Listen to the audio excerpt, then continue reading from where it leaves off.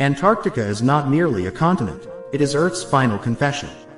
A place where the planet reveals what it truly is beneath civilization, beneath warmth, beneath mercy. At the edge of this frozen realm lies the Drake Passage, a narrow throat of ocean where the Atlantic and Pacific collide without restraint, where winds scream unbroken around the globe, and where storms are not born but unleashed. This is the story of the final chapter, of Antarctica and the most violent sea on Earth, where human ambition meets planetary indifference. Long before satellites watched from above and steel-hulled ships dared to cross these waters, the Drake Passage existed as a force beyond imagination. It was formed when South America tore itself away from Antarctica millions of years ago, opening a gateway that allowed the Antarctic circumpolar current to circle the continent endlessly.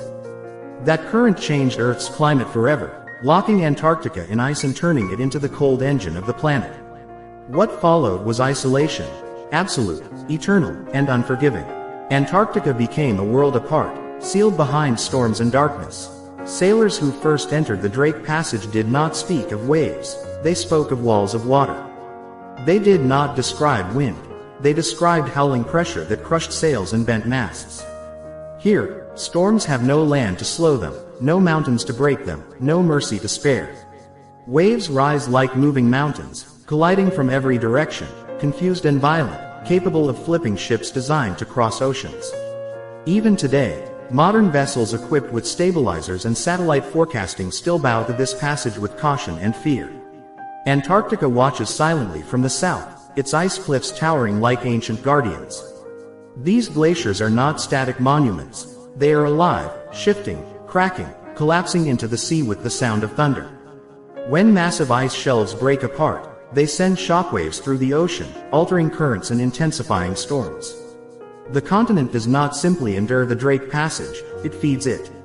Cold katabatic winds rush down from the polar plateau at hurricane speeds, colliding with warmer air masses and creating cyclonic systems that can trap ships for days. Human history in these waters is written in fragments, broken hulls, lost crews, vanished expeditions. Ernest Shackleton's Endurance never even reached Antarctica before ice claimed it, yet the Drake Passage was the gatekeeper that decided who entered and who did not. Survival here was never about strength, it was about timing, luck, and humility. The storm does not care who you are. It does not negotiate, it only tests. In the modern age, the Drake Passage remains one of the most challenging crossings on Earth. Climate change has not tamed it. In many ways, it has amplified it. Stronger temperature gradients fuel more intense storms. Melting ice introduces fresh water that disrupts salinity-driven currents. The Southern Ocean is changing, and the Drake Passage is responding violently. Scientists now consider it a frontline, where planetary systems reveal how unstable Earth is becoming. Antarctica itself holds secrets locked beneath kilometers of ice. Subglacial lakes untouched for millions of years. Mountain ranges buried deeper than the Alps. Ancient atmospheric records frozen in ice cores that tell stories of extinction events and climate collapses. But accessing these truths requires passing through the storm. Every research mission, every supply ship, every expedition must face the Drake Passage first, as if the planet demands proof of commitment before allowing entry. This is not just geography. This is a warning system. The storms of the Drake Passage are symptoms of a larger planetary mechanism, one that regulates heat, carbon, and life itself. If this system destabilizes, the consequences will not remain at the bottom of the world. They will rise with the seas, shift the winds, and rewrite coastlines everywhere. And yet, humanity continues to cross. Not because it is safe, but because understanding Antarctica means understanding Earth's future. The storm is not the enemy. It is the message. If Antarctica is Earth's memory, then the Drake Passage is its voice, loud, violent, and impossible to ignore. What was once considered a natural barrier is now understood as one of the most important climate regulators on the planet. The storms that tear through this passage are no longer isolated events. They are signals, growing stronger as the planet warms, louder as ice disappears, and more dangerous as equilibrium collapses. For centuries, Antarctica was thought to be immune to change. Too cold, too vast, too isolated to be affected by human activity. That belief is now shattered. The ice is thinning. Glaciers are accelerating. Warm ocean currents are creeping beneath ice shelves once believed to be permanent. And the Drake Passage stands at the center of this transformation, acting as both conduit and amplifier of change.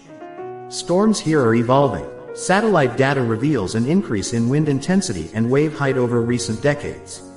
Some waves now exceed 30 meters, among the largest ever recorded on Earth. These are not anomalies, they are trends. As polar and equatorial temperatures diverge more sharply, the atmospheric engine that powers southern ocean storms grows more violent. The passage becomes not just dangerous, but predictive, a glimpse of what unchecked climate instability looks like. Antarctica's ice loss does not stay in Antarctica.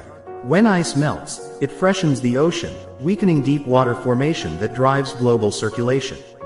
This threatens the conveyor belt that distributes heat around the world. If disrupted, weather patterns from monsoons to jet streams will shift.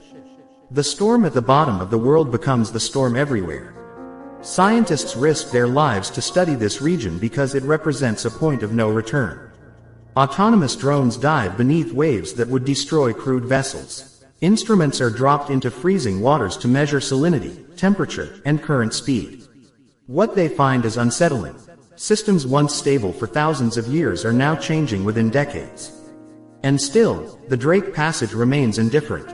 It does not respond to concern or fear. It responds only to physics, to pressure gradients, to energy imbalance. The storm is not angry, it is precise. It follows rules older than humanity itself. The tragedy is not that the storm exists, but that we are forcing it to become stronger. In the final chapter of Antarctica's story, the storm is no longer just an obstacle, it is a consequence. A reflection of choices made far from ice and ocean. Every degree of warming, every ton of carbon, every delay in action echoes here first, amplified by cold and wind. The Drake Passage does not close. It does not forgive, it only intensifies. And as ships continue to cross its waters, and ice continues to fall into the sea, one truth becomes unavoidable. The storm is no longer guarding Antarctica. It is warning the world.